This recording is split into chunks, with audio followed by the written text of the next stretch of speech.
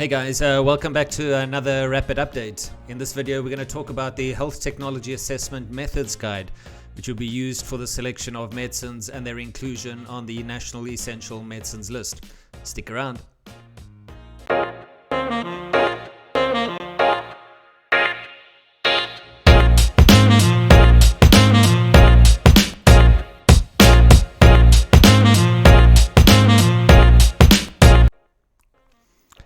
Hey guys, welcome back. So in this video, we're going to be talking about technical issues in the Health Technology Assessment Methods Guide, published on the 14th of June.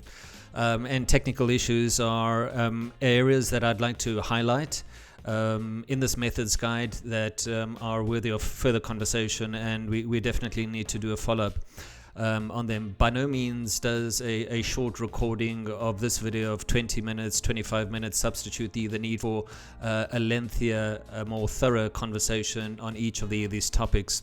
But this is an initial identification of some of the highlights and key issues that we'd need to discuss a little further. So this is the last of a four-part series in recorded videos on these topics. If you haven't listened to the first three videos, please be sure to go back and have a listen to also leave comments or any questions if you'd like to ask them. So the purpose of this video is technical issues in the document. So let's get started on the first topic, which relates to pricing.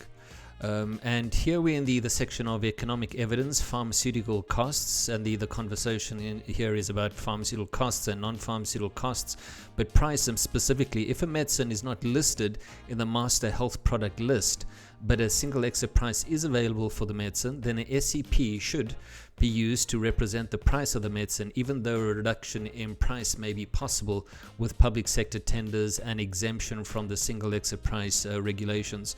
Remember again here that this methods guide and health technology assessment system is directed and focused only on the public sector. So public sector is exempt from SEP regulations,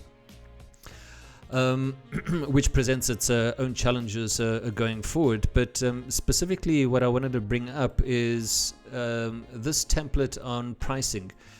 Here's the pricing analysis template, and I'm unsure what the authors of this document propose with each of these different pricing components. More so is the availability of some of these pricing inputs.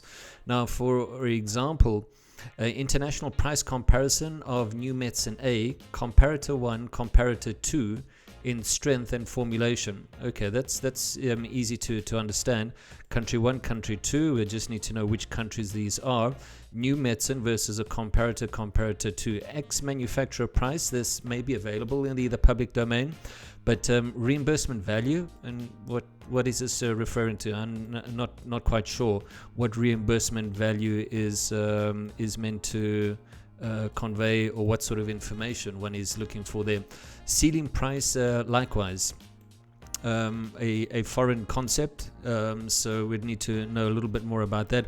Wholesaler price is a little bit more straightforward as well. We need to think about single exit price legislation in South Africa and the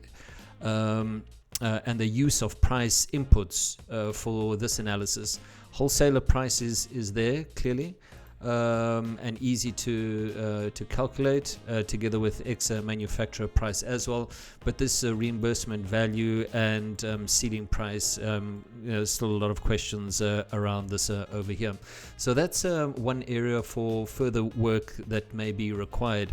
Another one relates to the utilization of a 90 days of Forex. So here, prices must be adjusted to real USD. I'm not sure why a United States dollar would be needed in South African submissions. Definitely the South African rand, using average exchange rate from the previous 90 days. 90 days seems a little short. Forex fluctuations evolve over a period of time. They are cyclical. There's also a seasonal component inside of them. And there's periods of economic boom and bust. So 90 days seems a little short. You may wish to extend that to at least 270 days or a full year.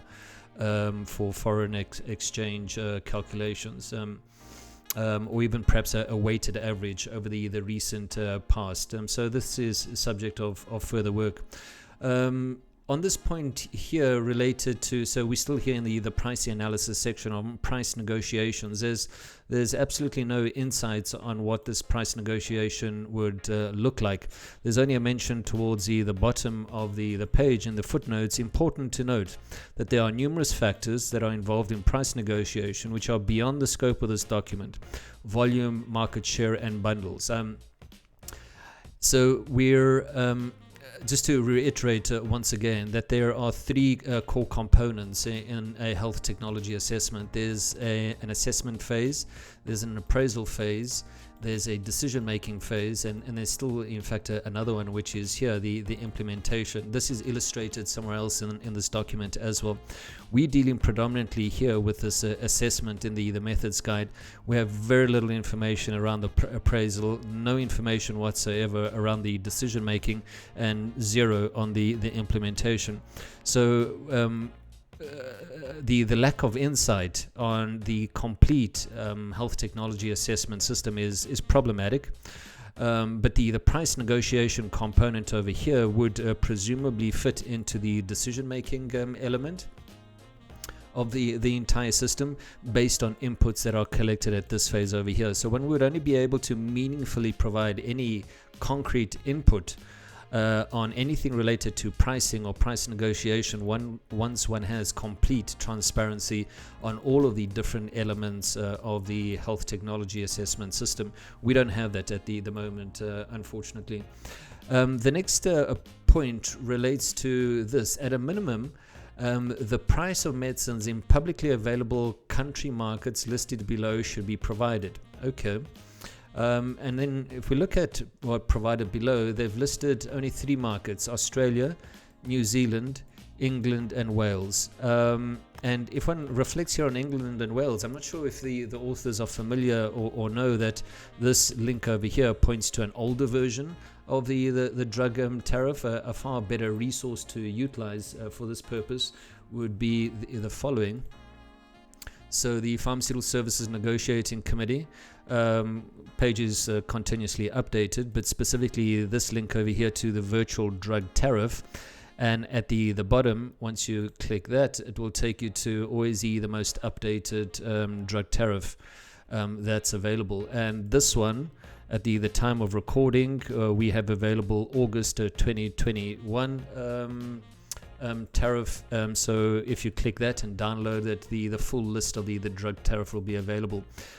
Anyway, the point though that I wanted to make that is price transparency in England and Wales is not great. It's probably the worst example on publicly available prices on newer healthcare technologies. And let me illustrate that point here with a downloaded version of the drug tariff. Let me go to the cover page. So this is the most recent version of the drug tariff, August 2021. Here are a couple of explanatory notes about the different parts. Let's just do some searches on some of the molecules that I've mentioned on prior videos, and I've already created a list of them here. So let's search for nivolumab. Nothing there. Okay, let's search for trastuzumab. Also nothing there. Let's search for rituximab. Nothing there. Let's search for imatinib. There is something there. Okay, so with imatinib, 100 milligrams, 400 milligrams, in pack of 60 and pack of 30, and then this is the price, £47,808, and for the 400 milligram, 78,742. So as I've illustrated, is that a lot of the newer healthcare technologies are not listed here, and it's for a purpose, and there's a reason. Is that the patient access schemes that are utilized by NICE England, there are confidential pricing agreements between the producer of the newer technology and NICE, and that information will not be published. So those newer technologies that I just illustrated over here are not going to be listed in this drug tariff. So this as a source may partially assist the essential drugs program in South Africa in obtaining international reference prices. And as I've mentioned, it's probably one of the worst examples in price transparency that we have available. The next topic that I want to move into is related to costing. So let's look at costing over here. Okay. So here the first point relates to a reference case analysis requires that perspective on cost is that of the public healthcare sector. This does not mean that non-public sector costs, such as those incurred by the household, and indirect costs, such as lost productivity, are unimportant or cannot be reflected. In instances where it is expected that there will be significant non-health sector costs associated with the technology, a non-reference case analysis should be conducted. And a little further on in the document, on the next page, they provide a table of the reference case analysis, non-reference case analysis by different payers within the market, or different perspectives rather, that are linked to payers. And then on the side here in the column running from top to bottom are the costs. So costs to the public, cost to the government, cost to donors and NGOs. Patients are also in here, medical aids, patients and informal caregivers, productivity costs here. But what surprised me though is that societal costs and productivity related costs were deliberately segmented outside of the public sector payer perspective and mentioned as non-reference costs. This may be the way that it's done in some markets, but I would add that this is not the best practice in many international markets. Case in point is I'll bring up a paper here that I published in 2016 on a comparative review of the pharmacoeconomic guidelines in South Africa. This was soon after they were published for comment. And in the section that related to study perspective and costs, the following evidence was presented. In contrast, all high-income countries require a societal perspective. Portugal stipulates a societal perspective should be disaggregated into a third-party payer perspective covering public and private payers. Norway imposes some limitations on a societal perspective. Treatment impact on the productivity gains and costs are not compulsory. The Netherlands requires an analysis including and excluding productivity costs be performed based on the friction cost method, and Taiwan recommends that all costs and benefits outside of the health insurance system be included. So this was just them high-income countries. Amongst the middle-income countries, they also require societal perspective, where Egypt, Colombia, Mexico recommend a perspective cover the entire healthcare system, and Cuba and Malaysia recommend a patient perspective, which is a broader perspective too. The next is kind of remarks related to indirect costs and including them. So if you'd like to have a look at that paper, please feel free to reach out, or alternatively download a copy of it. So it seems that this approach of segmenting the public sector perspective and direct costs only from the societal perspective is artificial. It is not the practice that that's being used in many countries.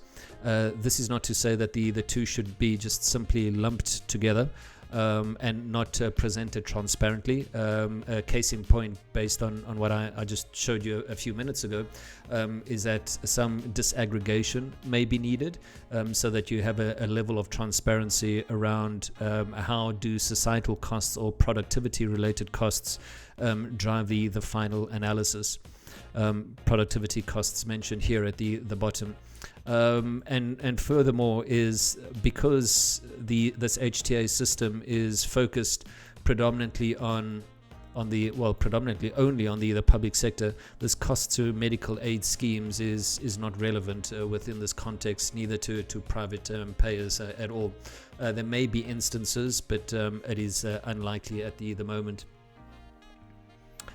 The other significant contribution on the positive side would be this over here. In talking about status quo and implementation scenarios, is the status quo makes an estimation of the current costing of treatment. And this is a welcome development. In the public sector, I can't emphasize how often it has happened that when trying to do a cost effectiveness analysis in the public sector, public institutions, provincial authorities, National Department of Health just have absolutely no idea on how much it costs to treat a specific condition. There's no degree of micro costing that's used. There's no activity-based costing. There's no degree of accountability. So it's very difficult, exceptionally challenging to quantify the costs and the resources that are being utilized in a cost effectiveness analysis, or even a budget impact analysis within the South African context. So if the Health Technology Assessment Methods Guide facilitates just this in itself, the current costing of a treatment, this will already in itself be a significant achievement, especially as we start moving closer towards national health insurance system in the future, possibly with the integration of a health technology assessment process as well. So this is something absolute requirement and a something to look out for in the future. Next section that I want to comment on is the appraisal. So very little information has been included in this section over here. Recall again that we're talking about the next step after the assessment, and that's a little clearer in presentation of this figure. The first stage, so the planning phase, it's always there, but the first most important is the assessment, then followed by the appraisal, then followed by decision making, and then finally implementation. What we're looking at here mostly in this methods guide is this part in the assessment. We have a little bit of information about the appraisal, not much really. We've got nothing about the decision making, nothing about the implementation. And as I've remarked in prior videos as well, we still don't know much about the management or the capacity building, so that information is not available at the moment, unfortunately. It's a little challenging to comment on the evolution of a health technology assessment system if each of those pieces of the puzzle are not in place, or there's a lack of transparency around it at this stage over here. It would be far easier to look at the entire system from beginning to end and seeing how it's being designed, and to then determine what the ultimate impact would be on whether it would in fact lead to improved access to newer healthcare technologies for patients in South Africa. So further work is required in that respect.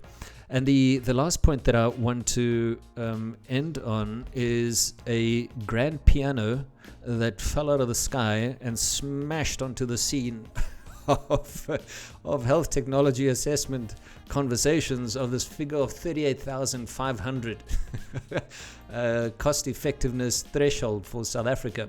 Gosh. And this may be rightfully based on a recent publication of South African public healthcare spending. Still a publication that I want to look really closely at and analyze and see, why the authors are specifically only looking at one source of potential cost effectiveness threshold for the South African market. But here they remark on the following. So it is estimated that approximately 38,000 of marginal spending will avert one DALY, meaning that the impact of investing 38,500 at the margin of the healthcare system is expected to generate 1 year of full health. Okay. Extrapolating this to the EDPHTA process, this system can be used as a cost effectiveness threshold to interpret the results of a comprehensive cost effectiveness analysis under a simplifying assumption that one DALY averted is approximately equivalent to one QALY. I agree that this is a highly simplified assumption. To pull in some evidence to support why I may sound a little sarcastic in mentioning this grand piano, falling out of the sky, is the following. And let me just pull that for you and bring that over. Just give me a second. Okay. There's a set of evidence over here. Right. So this was a publication by Franco Sassi. health policy and planning a few years ago, 2006, a little bit more than a few years ago, calculating QALYs, comparing QALY and DALY calculations. His concluding remarks were the following. Although DALYs and QALYs stem from the same broad conceptual framework, they are not interchangeable. They are partly based on different assumptions and different methodologies. For instance, methods for eliciting quality of life and disability scores. Understanding systematic differences between the two measures is important for enabling policymakers to form a sound judgment on existing evidence about the outcomes of healthcare interventions. So this is one perspective, an interesting perspective, and one that merits a further conversation of how these elements may potentially impact the South African population. Furthermore, what he motivates for the factors that are leading to these potentially different results is when a healthcare intervention is aimed at preventing or treating non-fatal disease, the relationship between QALYs gained and DALYs saved or averted depends on age of onset, duration of the disease, as well as the quality of life and disability weights. So going forward, rather than dropping a grand piano out of the sky and suggesting a cost effectiveness threshold of X amount based on one publication, I think there's a lot more that we need to speak about around these elements over here and how they could potentially result in a very different cost effectiveness threshold in the South African market. Other evidence. This was a paper by colleagues in Argentina, measuring the benefits of healthcare. DALYs and QALYs, does a choice of measure matter? A case study of 2 preventive interventions. There is very scarce, so this was published in 2018, a little bit more recent. There's very scarce empirical literature exploring the differences of using QALYs or DALYs as benefit metrics and their potential impact in decision making. And they concluded that we did not find evidence that contradicts current practice of many researchers and decision makers of using QALYs or DALYs interchangeably. Differences attributed to the choice of metrics could influence final decisions, but similarly to other frequently used assumptions. So here's a different opinion, somewhat different compared to Franco Sassi, but interesting nonetheless in how they see it. More evidence. Here's another study. This is in the Netherlands. Disability adjusted life years averted versus QALYs gained, a model analysis for breast cancer screening. What they did here is they aim to assess whether the use of DALYs averted or QALYs gained will lead to different cost effectiveness screening strategies. And they're concluding using DALYs averted instead of QALYs gained to assess the effects on quality of life from breast cancer screening in Dutch population yields differences in ICEs, but almost the same strategies were on the efficiency frontier. Whether the choice in outcome measure leads to a difference in optimal policy depends on the cost effectiveness threshold. That is really important. And finally, the additional piece of evidence kind of a conversation piece, a little older, but nonetheless still cited quite frequently by Robert Stutt, Norwegian epidemiology. Some authors have argued that the mortality and morbidity are totally different dimensions, and combining them into a single numerical unit is nonsense. Nonsense. So they're not completely different dimensions. They are related, of course.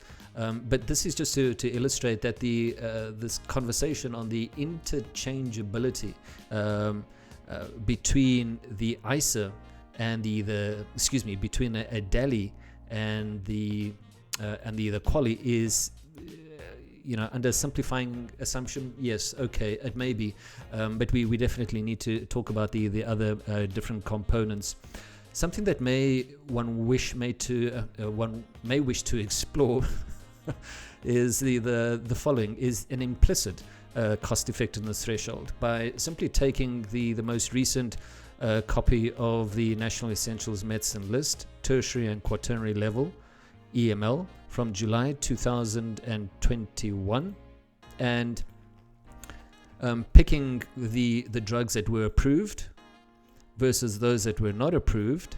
So ondansetron, for instance, and there are many others that are listed in here. Okay, I go all the way down. estrogen, testosterone, trastuzumab is in here somewhere as well. Let me show you here a little further towards the bottom. Cyclophosphamide, amongst quite a few others. But anyway, the point is to look at drugs that were approved and determine whether at the EDP there's an implicit threshold that's being used to inform decision making. And my gut suggests that based on the pricing that I'm familiar with in some of the newer technologies that have been approved and included, that the ISA for that is going to be higher compared to what is proposed here in this document, 38,500 per quali. So that is an implicit threshold that one would need to investigate and kind of extract, reverse engineer in, for lack of a better term. Another is utilizing the recommendations from World Health Organization Choice Program that is frequently studied and referenced rather.